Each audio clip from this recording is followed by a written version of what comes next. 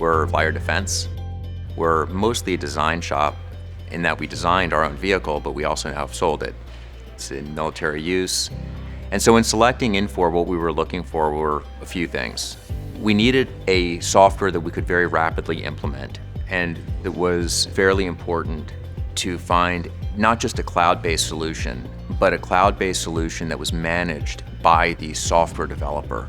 We wanted to have a product that as it became more robust, as it rolled out enhancements, we would always have those enhancements available to us without having to have a very, very large IT department who could validate all of the upgrades.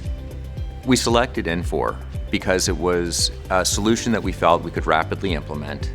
Also, they had the option to be in a regulated cloud environment.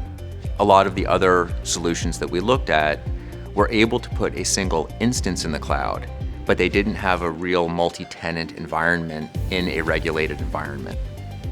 You know, our implementation was so very rapid that our best bet was really to keep the lights on.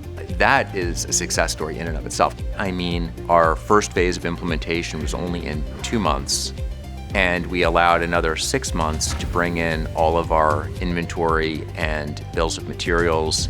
So in about an 8-month period, we went from selection to completing the first 2 phases of our implementation. We measure success in our organization through some pretty typical metrics: on-time delivery, quality, and one of the areas where we have had a fair bit of success with Infor is in using the barcode scanners. So for example, when we are putting material away, the people are able to perform those transactions directly on a scanner. That helps our organization enormously because you have much better real-time visibility of the transactions that are occurring. And the thing about having all of the data in one place where we can get access to it, we can see when things are drifting. You have a much better way to look at it objectively and see when you have issues.